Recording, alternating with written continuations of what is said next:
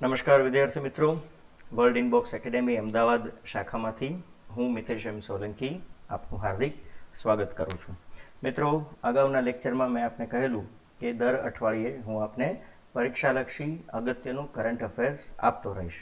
તો આજે આપણે વાત કરવા જઈ રહ્યા છીએ મે મહિનાના બીજા અઠવાડિયાના કરંટ અફેર્સની.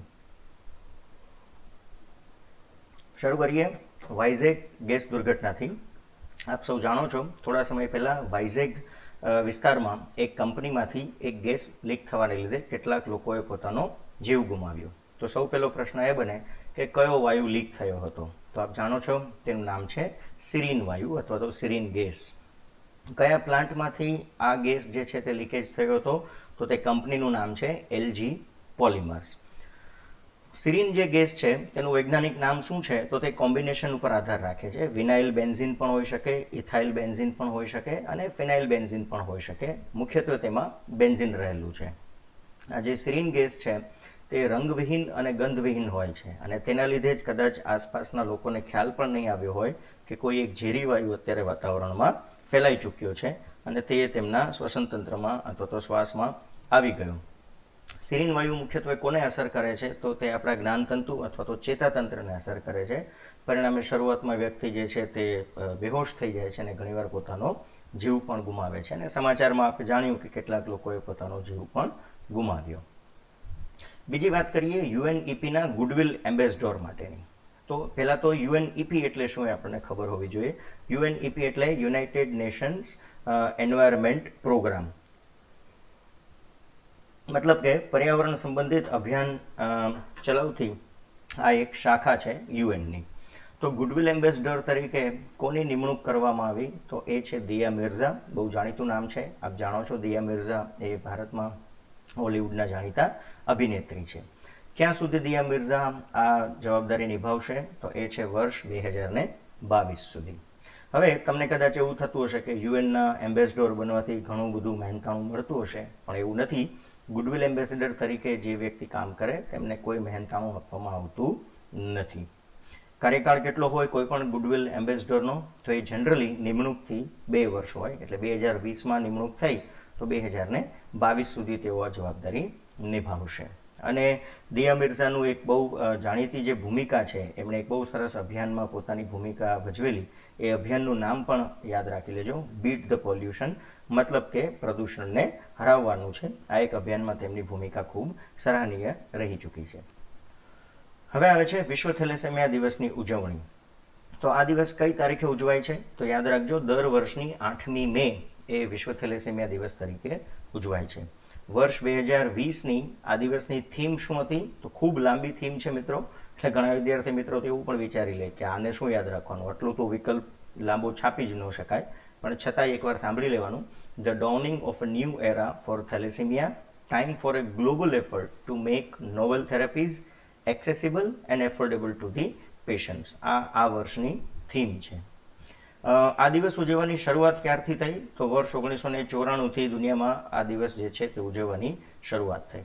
થેલેસેમિયામાં બેઝિકલી શું થાય એવો કદાચ વિજ્ઞાનનો પ્રશ્ન બને તો તમને ખ્યાલ છે કે રક્તની અંદર રક્તકણ રહેલા છે અને રક્તકણની અંદર એક હિમોગ્લોબિન નામનું તત્વ રહેલું છે. તો આ હિમોગ્લોબિન જે છે તેનું અયોગ્ય જ્યારે સિન્થેસિસ થાય અથવા અયોગ્ય હિમોગ્લોબિન ઉત્પન્ન થાય તો આપણી જે ઓક્સિજન કેરિંગ કેપેસિટી છે, એટલે કે પ્રાણવાયુ લઈ જવાની જે આપણી ક્ષમતા છે, તેમાં ઘટાડો થતો હોય છે અને આ રોગને આપણે થેલેસેમિયા કહીએ છીએ. થેલેસેમિયાના મુખ્યત્વે 2 પ્રકાર છે મિત્રો, આલ્ફા થેલેસેમિયા અને બીટા થેલેસેમિયા. વિશ્વના કેટલા ટકા દર્દીઓ જે છે તે આ થેલેસેમિયા રોગથી પીડાય છે? તો તેનો આંકડો આપ સ્ક્રીન પર જોઈ શકો છો. 3.7% લોકો આ રોગથી પીડાય છે. ઇવન તમને કદાચ જાણીને નવાઈ લાગશે કે ઘણા જાણીતા અભિનેતાઓને પણ થેલેસેમિયાનો રોગ થયેલો છે ભારતમાં. રાજ્યની અંદર વાત કરીએ તો ભારતનું કયું રાજ્ય સૌથી વધારે થેલેસેમિયાથી પીડિત છે? તો તે છે પશ્ચિમ બંગાળ. વૈશ્વિક સ્થળાંતર પક્ષી દિવસ એટલે ગ્લોબલ માઇગ્રેટરી બર્ડ ડેઝ. તમને ખ્યાલ છે સ્થળાંતર પક્ષી એટલે શું? તો ઘણા પક્ષીઓ છે તે દુનિયામાં એક દેશમાંથી બીજા દેશ સુધી પ્રવાસ કરે છે. અમદાવાદની નજીક તમને ખબર છે કે નળ સરોવરમાં ઘણા બધા સાઇબેરિયન ક્રેન ને બધા આવતા હોય છે. તો આ પક્ષી દિવસ, સ્થળાંતર પક્ષી દિવસ કઈ તારીખે ઉજવાય છે? 9મી મે. અને વર્ષ 2020માં આ દિવસની થીમ શું રાખવામાં આવી છે? બર્ડ્સ કનેક્ટ અવર વર્લ્ડ, મતલબ કે પક્ષીઓ જે છે તે આપણી દુનિયાને જોડે છે. હવે દિવસ ઉજવવાની શરૂઆત ક્યારથી થઈ? તો 2006થી આપણે આ પક્ષી દિવસ, સ્થળાંતર પક્ષી દિવસ ઉજવી રહ્યા છીએ. એવા જ એક બીજા નાના સમાચાર છે. રોયલ બેંગલ ટાઈગરની સંખ્યામાં વધારો નોંધાયો. તો તમને ખ્યાલ છે કે રોયલ બેંગલ ટાઈગર જે છે તે કયા વિસ્તારમાં જોવા મળે છે? મુખ્યત્વે સુંદરવનમાં. અને તમને ખ્યાલ છે સુંદરવન એ એક ડેલ્ટા ટ્રાયેંગલ છે જે પશ્ચિમ બંગાળ અથવા તો બંગાળની ખાડીમાં આવેલો છે. વાઘની સંખ્યા છેલ્લી ગણતરી મુજબ કેટલી થઈ? તો 96. મારું વાંચન જો મને યાદ છે થોડું ઘણું એવું કહે છે કે લગભગ આની પહેલાંની ગણતરીમાં એ 83 કે 86 વાઘ હતા, જેમાંથી અત્યારે આપણે 96 સુધી પહોંચી શક્યા છીએ. બીજા એક અગત્યના સમાચાર, મહારાણા પ્રતાપની જન્મ જયંતિ ઉજવાય. તો કઈ તારીખે ઉજવવામાં આવી? 9મી મે. અને 9મી મે રાખવા પાછળનું કારણ એટલું જ છે કે એ જન્મ તારીખ છે મહારાણા પ્રતાપની 9 મે 1540. ક્યાં જન્મ થયો હતો મહારાણા પ્રતાપનો? એવો પ્રશ્ન પૂછાય તો મેવાડ, જેને આપણે હાલનું શું કહીએ છીએ? રાજસ્થાન રાજ્ય કહીએ છીએ. એમના જીવન દરમિયાન એમણે ઘણા યુદ્ધ જ લડ્યા છે. મોટાભાગે એમનું જીવન યુદ્ધમાં જ વ્યતીત થયું છે. બહાદુરીનું એ પ્રતીક આપણે કહીએ છીએ. પણ સૌથી વધારે તેઓ કયા યુદ્ધ માટે જાણીતા થયા? તો હલ્દી ઘાટી યુદ્ધ માટે તેઓ ખૂબ જાણીતા થયા. અને હલ્દી ઘાટીનું યુદ્ધ કોની વચ્ચે થયું હતું? તો એમાં ઘણીવાર મિત્રો ભૂલ કરી જતા હોય છે. એક તરફ મહારાણા પ્રતાપ હતા, સામે અકબરની સેના હતી. અકબર નહોતા. અકબરની સેનાનું નેતૃત્વ કર્યું હતું રાજા માનસિંઘે, જે અકબર વતી લડ્યા હતા. યુદ્ધ ક્યારે થયું હતું? તો એ 18 જૂન 1576ના રોજ થયું હતું. કદાચ તારીખ પૂછાય તોની વાત છે. બીજી એક વાત, મિલિટરી એન્જિનિયરની જે કેટલીક સેવાઓ છે, જે નોકરીઓ છે, એ નાબૂદ કરવાનો નિર્ણય લેવામાં આવ્યો. તો આ સેવાઓ નાબૂદ કરવા માટેની મંજૂરી કોણે આપી? તો એ આપણા હાલના રક્ષામંત્રી શ્રી રાજનાથ સિંઘે આ મંજૂરી આપી છે. કેટલી નોકરીઓ નાબૂદ કરવામાં આવશે? તો 9304 પોસ્ટ જે છે તે રદ કરવામાં આવશે. એમાં જે અત્યારે ડ્યુટી ઉપર છે એ પોસ્ટ અને જે વેકેન્સી છે, ખાલી છે, એને પણ રદ કરવામાં આવશે. પ્રશ્ન સંખ્યામાંથી નહીં બને. પ્રશ્ન અહીંયા હવે દેખાઈ રહ્યો છે તમને કે આ મિલિટરી એન્જિનિયર સેવાઓ નાબૂદ કરવાનું સૂચન કઈ સમિતિએ આપ્યું? તો એ સમિતિનું નામ યાદ રાખજો. શેક્ટર સમિતિ દ્વારા આ સૂચન આપવામાં આવ્યું હતું. અને આ શેક્ટર સમિતિ કોણે બનાવી હતી અને ક્યારે બનાવી હતી? તો એ પણ જાણીતું નામ છે, મનોહર પારીકર. તમને ખ્યાલ છે ગોવાના ભૂતપૂર્વ મુખ્યમંત્રી જે કેન્સરને લીધે અવસાન પામ્યા. એમણે આ સમિતિની રચના 2016માં કરી હતી. અને આ શેક્ટર સમિતિમાં કુલ કેટલા સભ્યો હતા એવું પૂછાય તો તમને ખ્યાલ હોવો જોઈએ, 11 સભ્યો હતા. અને શેક્ટર સમિતિએ કેટલા સૂચનો આપ્યા હતા? તો 99 સૂચન જે છે તે આ સમિતિએ આપેલા હતા. બીજા એક અગત્યના સમાચાર, મિશન સાગર લોન્ચ કરવામાં આવ્યું. તો આ જે મિશન સાગર અથવા તો અભિયાન છે એનો હેતુ શું છે? તો એનો હેતુ છે માલદીવ્સ, મડાગાસ્કર, સેશલ્સ અને કોમરોસ, આ બધા ટાપુઓ છે, બધા આઇલેન્ડ છે, તમને ખ્યાલ છે. આ બધા જ ટાપુઓ ઉપર તમને ખ્યાલ છે COVID-19 તો ત્યાં પણ પહોંચી ગયો છે. તો COVID-19 સંબંધિત દવા, ખાદ્ય પદાર્થ, આયુર્વેદિક દવાઓ, હાઇડ્રોક્સીક્લોરોક્વિન એટલે કે HCQની ગોળીઓ વગેરે પહોંચાડવાની જવાબદારી ભારતે લીધી છે. અને આ બધી દવાઓ અને બધા પદાર્થો લઈ અને ભારતનું કયું જહાજ રવાના થયું? તો એનું નામ યાદ રાખજો, કેસરી નામનું જહાજ ત્યાં ગયું છે. આ બહુ અગત્યનો પ્રશ્ન છે, કદાચ પૂછી શકાય. મિશન સાગરનો હેતુ પૂછી શકે અથવા તો જહાજનું નામ પૂછી શકે છે. હવે આ સંપૂર્ણ અભિયાન જે મિશન સાગર આપણે કહી રહ્યા છે એ કોની દેખરેખમાં થાય છે? તો સાગર એ એક શોર્ટ ફોર્મ છે. સાગરનું ફૂલ ફોર્મ પણ કદાચ તમને પરીક્ષામાં પૂછી શકે. અને સાગરનું ફૂલ ફોર્મ છે security and growth for all in the region. એટલે આપણી આસપાસના પ્રદેશમાં બધાને સુરક્ષા અને બધાની વૃદ્ધિ થાય તેવા એક હેતુ સાથે આપણે આ સાગર નામનું એક અભિયાન શરૂ કરેલું છે. પછીના અગત્યના સમાચાર, પરીક્ષાલક્ષી, રાષ્ટ્રીય ટેકનોલોજી દિવસ ઉજવવામાં આવ્યો. તો કઈ તારીખે આપણે આ દિવસ જે છે તે ઉજવ્યો? તો એ તારીખ છે 11મી મે. હવે આ વર્ષની થીમ શું હતી આપણી અથવા તો છે? તો થીમ બહુ સરસ છે, focusing on rebooting the economy through science and technology. મતલબ કે વિજ્ઞાન અને ટેકનોલોજીની મદદથી ભારતના અર્થતંત્રને ફરી પાછું દોડતું કરવું, એવી એક આ વખતની આપણી થીમ છે. હવે 11મી મે તારીખ જ કેમ પસંદ કરી? તો તેની પાછળનો ઇતિહાસ બહુ રસપ્રદ છે. 11 મે 1974ના રોજ આપણે શક્તિ 1 પરમાણુ મિસાઇલનું સફળતાપૂર્વક પરીક્ષણ કર્યું હતું. આપણી પરમાણુ મિસાઇલ હતી પહેલી અને એનું પરીક્ષણ સફળ થયું હતું. એટલે એક તો આ તારીખનું મહત્વ છે. બીજું આજે આપણે પરીક્ષણ કર્યું તે મિશનનું નામ હતું ઓપરેશન શક્તિ. પણ ઓપરેશન શક્તિ માત્ર આ પરમાણુ મિસાઇલ પૂરતું જ નહોતું. ઓપરેશન શક્તિનો જે પ્રથમ તબક્કો છે એ છે સ્માઇલિંગ બુદ્ધા આપણું એક મિશન, અને જે અંતર્ગત તમને ખબર છે ભારતે પહેલું પરમાણુ પરીક્ષણ કરેલું હતું. માટે 11મી મે આપણા માટે અગત્યની તારીખ છે. આ ઉપરાંત 11મી મેના રોજ જ એટલે અન્ય વર્ષે ત્રિશુલ મિસાઇલનું પણ આપણે સફળ પરીક્ષણ કરેલું છે. અને ત્રીજી એક સફળતા પણ આપણે 11 મેએ મેળવી છે. સંપૂર્ણ રીતે ભારતીય બનાવટનું એક વિમાન હંસ-3 નું પણ આપણે સફળ પરીક્ષણ આ જ તારીખે કરેલું છે. માટે આપણે 11 મે એ રાષ્ટ્રીય ટેકનોલોજી દિવસ તરીકે ઉજવીએ છીએ. ત્યાર પછી આંતરરાષ્ટ્રીય નર્સ દિવસની વાત કરીએ. કઈ તારીખે ઉજવીએ છીએ તો એ છે 12મી મેના રોજ. કોની યાદમાં આપણે આંતરરાષ્ટ્રીય નર્સ દિવસ ઉજવીએ છીએ તો એ છે ફ્લોરેન્સ નાઇટિંગેલ. ફ્લોરેન્સ નાઇટિંગેલ જે છે એના વિશે પણ હમણાં 1 મિનિટમાં આપણે વાત કરીએ. પહેલાં જોઈ લઈએ કે આ વર્ષની થીમ શું છે ઉજવણીની. તો થીમ છે nurses a voice to lead nursing the world to the health. આ વર્ષની 2020ની થીમ છે.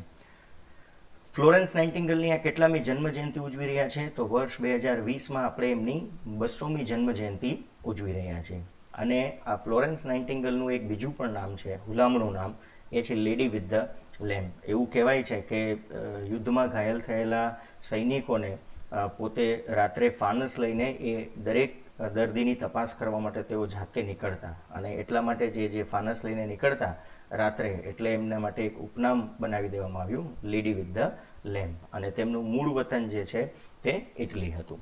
તો આ વાત થઈ આંતરરાષ્ટ્રીય નર્સ દિવસની. બીજી એક વસ્તુ, અટલ પેન્શન યોજનાને 5 વર્ષ પૂરા થયા. તો સૌથી પહેલો પ્રશ્ન તો એ જ બને કે આ યોજના શરૂ ક્યારે થઈ હતી. તો એ યોજના શરૂ થઈ હતી 9 મે 2015ના રોજ. હવે આ યોજના ખૂબ સફળ રહી, કારણ કે પહેલા 2 જ વર્ષમાં એટલે કે વર્ષ 2015માં લોન્ચ થયા પછીના પહેલા જ 2 વર્ષમાં લગભગ 50 લાખ લોકોએ આ યોજનાનો જે છે તે લાભ લીધો.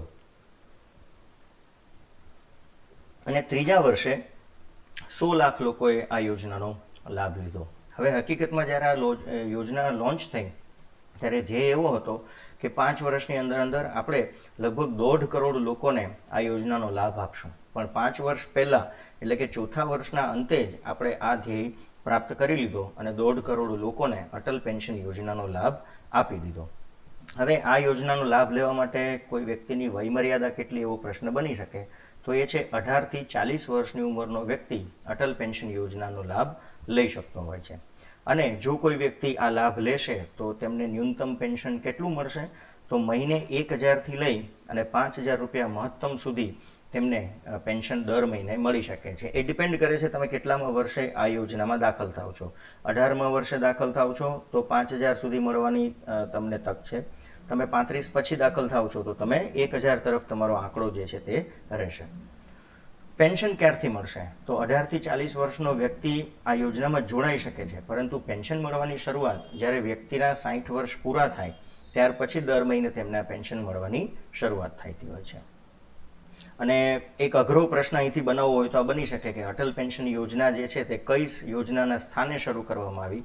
તો એ યોજનાનું નામ છે સ્વાવલંબન યોજના, જેના સ્થાને અટલ પેન્શન યોજના મૂકવામાં આવી. હવે એક બીજી બાબત અહીંયા અત્યારે કહી રહ્યો છું. લોકડાઉન 4ની સાથે સાથે 20 લાખ કરોડના આર્થિક પેકેજની એક જાહેરાત તાજેતરમાં વડાપ્રધાન શ્રી નરેન્દ્ર મોદીએ કરી. તમને ખબર છે આત્મનિર્ભર શબ્દ ખૂબ પછી બજારમાં પ્રચલિત થયો.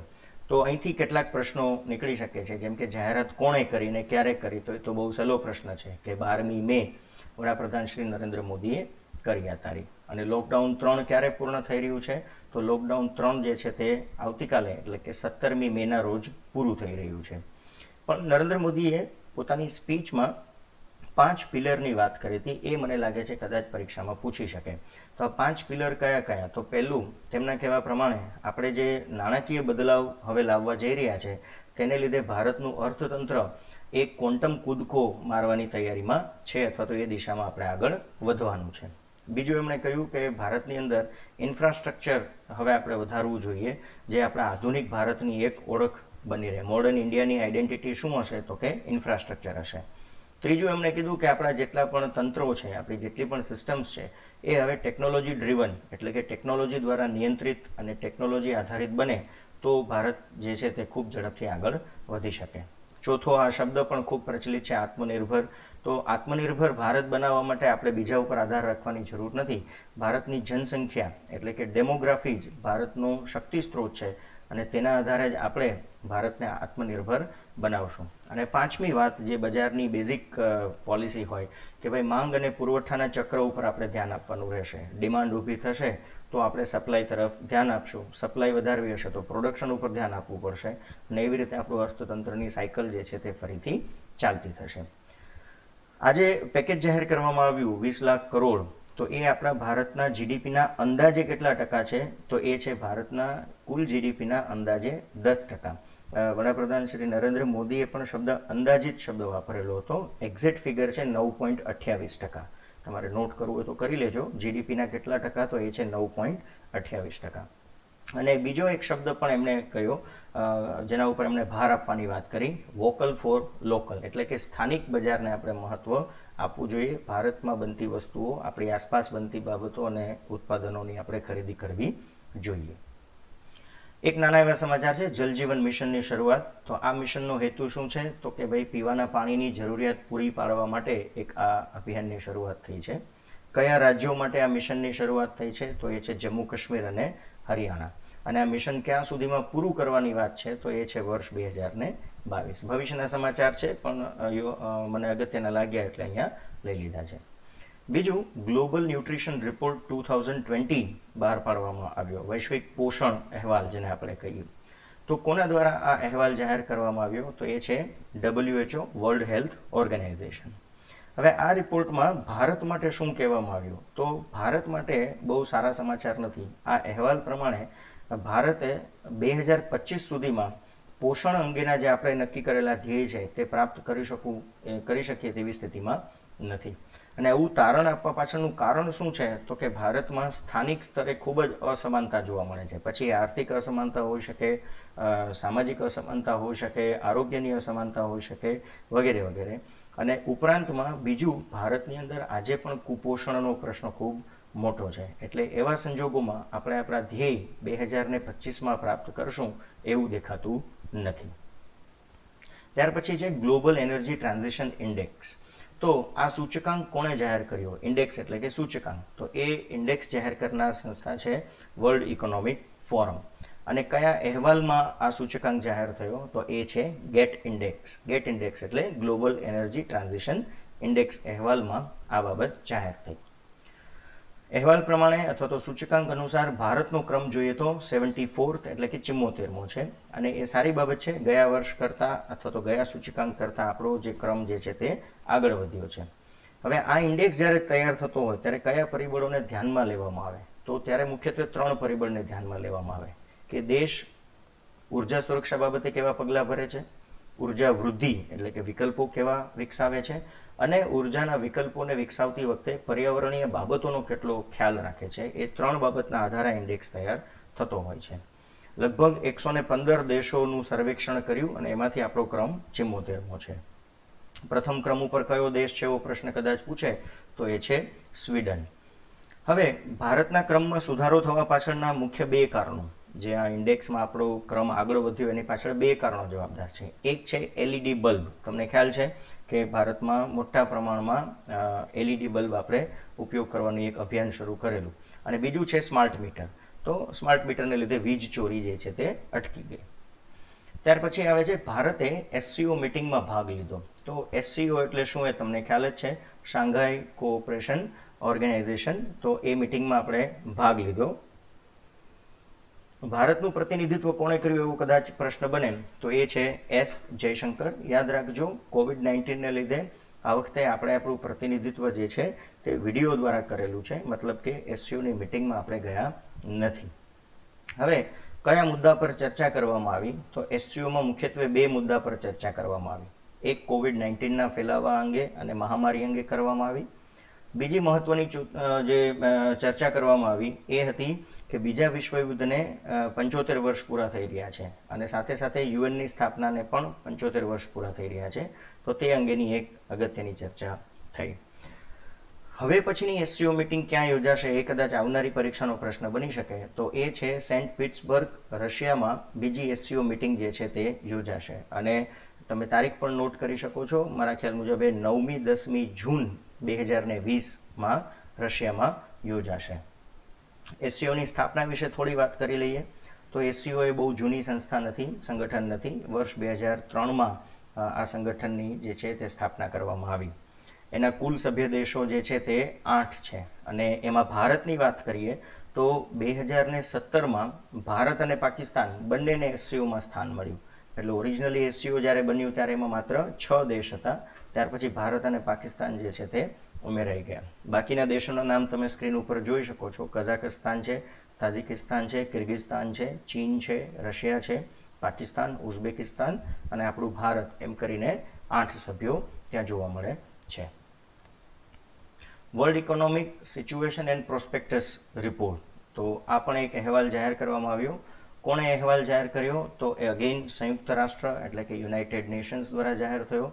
અને આ અહેવાલ અનુસાર વિશ્વના અર્થતંત્રમાં કેટલા ટકા ઘટાડો જોવા મળશે કોવિડ-19ને લીધે, તો એક સંભાવના વ્યક્ત કરવામાં આવી છે કે વૈશ્વિક અર્થતંત્રમાં 3.2% ઘટાડો એ જોવા મળશે. વિકસિત દેશો જે છે, જેને આપણે ડેવલપ્ડ કન્ટ્રીઝ કહીએ છીએ, એમના જીડીપીમાં પણ 0.5%નો ઘટાડો જોવા મળશે. ભારતની વાત કરીએ તો ભારત માટેનો આ વર્ષનો વૃદ્ધિ દર સંભવિત કેટલો રહેશે? તો આ અહેવાલ અનુસાર એ માત્ર 1.2% જેટલો જ રહેવાની સંભાવના વ્યક્ત કરી છે. પરંતુ આવતા વર્ષે એટલે કે 2021માં, ત્યાં સુધીમાં આપણે કદાચ કોવિડની સંપૂર્ણ અસરથી મુક્ત થઈ ગયા હશું, તો 2021માં ભારતનો વૃદ્ધિ દર જે છે તે 5.5% જેટલો થઈ શકે તેવી સંભાવના વ્યક્ત કરવામાં આવી છે. જીઆઈ ટેગ તમને ખબર છે સમયાંતરે બજારમાં મુકાતા જ રહેતા હોય છે. તો જીઆઈ ટેગ જાહેર કરવામાં આવ્યા. તો કોને જીઆઈ ટેગ તાજેતરમાં મળ્યા? તો 2 બાબત છે. તેલંગાણાનો તેલિયા રૂમાલ અને ઝારખંડનું સોખરાઈ ખોવાર પેન્ટિંગ. યાદ રાખજો, આ પેન્ટિંગનો પ્રકાર છે. આ બંને બાબતને જીઆઈ ટેગ આપવામાં આવ્યા. તેલિયા રૂમાલ શું છે? તો એ કોટનના કાપડ ઉપર હાથ દ્વારા કરવામાં આવતી કલાકારીગીરી દ્વારા બનાવવામાં આવતું એક ઉત્પાદન છે. તો એ તેલિયા રૂમાલ છે. અને બીજું છે સોખરોઈ ખોવાર પેન્ટિંગ. તો સોખરોઈ ખોવાર પેન્ટિંગ જે છે તે કોણ કરે છે? તો જે ઝારખંડ છે એની આદિજાતિ મહિલાઓ આ પેન્ટિંગ બનાવતી હોય છે. અને મુખ્યત્વે જ્યારે કોઈ લગ્ન પ્રસંગ હોય અથવા તો પાક લણવાનો સમય હોય, એવા સમયે આ પેઇન્ટિંગ કરવામાં આવતું હોય છે. તો કદાચ આ તમારે સાંસ્કૃતિક વારસાના નામે અથવા કરંટ અફેર્સમાં પ્રશ્ન બની શકે. છેલ્લે વાત કરી લઈએ છીએ આપણે ઇવેન્ટ બોલ્ટ માલવેરની. તમને ખ્યાલ છે માલવેર શું છે? એ કોઈ પણ આપણી એપ્લિકેશનને નુકસાન કરતું હોય છે. તો આ ઇવેન્ટ બોલ્ટ માલવેર વિશેની જાણકારી આપણને કોણે આપી? તો એ સર્ટ ઇન. સર્ટ ઇન વિશે આપણે અગાઉના લેક્ચરમાં પણ વાત થઈ છે કે સર્ટ ઇન એટલે શું? Computer emergency response team Bharat. મતલબ કે ભારતની અંદર કમ્પ્યુટર ક્ષેત્રે કોઈ પણ એવી ચેતવણી આપવાની હોય, માર્ગદર્શિકા આપવાની હોય, તો આ સંસ્થા એની જવાબદારી લેતી હોય છે. ઇવેન્ટ બોલ્ટ જે છે એ માલવેર શું નુકસાન કરે છે? તો મુખ્યત્વે એ એન્ડ્રોઈડ મોબાઈલને ટાર્ગેટ કરે છે. અને તમને ખબર છે કે એન્ડ્રોઈડ મોબાઈલમાં ઘણી બધી આપણે એપ્લિકેશન રાખતા હોઈએ છીએ. તો એમાં જે ફાઇનાન્શિયલ ઇન્ફોર્મેશન આપણી હોય છે, એટલે આપણી જે પેમેન્ટ એપ્લિકેશન્સ હોય છે તેની માહિતીઓ એ ચોરી લે છે. એટલે પાસવર્ડ છે, એકાઉન્ટ નંબર છે, વગેરે વગેરે. અને અત્યાર સુધીમાં કઈ કઈ એપ્લિકેશનને મોટા પાયે નુકસાન કર્યું? તો એમાં પેપાલ બહુ જાણીતું નામ છે, તમને ખ્યાલ છે. યુનિક ક્રેડિટ, HSBC બેંકની એપ્લિકેશન છે, કોનબેઝ છે, અને ટ્રાન્સફરવાઇઝ જેવી ઘણી બધી પેમેન્ટ એપ્લિકેશનની માહિતી આ માલવેરે ચોરી લીધી છે. તો મિત્રો, આ વાત હતી મે મહિનાના બીજા અઠવાડિયામાં બનેલી કેટલીક અગત્યની કરંટ અફેર્સની. આશા રાખું છું આપને આ વિડીયો લેક્ચર પસંદ આવ્યો હશે. જો વિડીયો લેક્ચર પસંદ આવ્યો હોય તો મારી ચેનલને 100% સબસ્ક્રાઈબ કરો. આપના સૂચન અને કમેન્ટ અથવા તો પ્રશ્નો આપ કમેન્ટ બોક્સમાં લખી શકો છો. ઓર એલ્સ આપના સ્ક્રીન પર દેખાતા નંબર 7575060101 પર પણ મોકલી શકો છો. ફરી મળશું આવતા અઠવાડિયે ત્રીજા વીકનું કરંટ અફેર્સ લઈને, અને વચ્ચે વચ્ચે આપણે મળતા રહીશું બંધારણના કેટલાક મહત્વના વિષયો લઈને. ત્યાં સુધી આવજો. આભાર. ધન્યવાદ.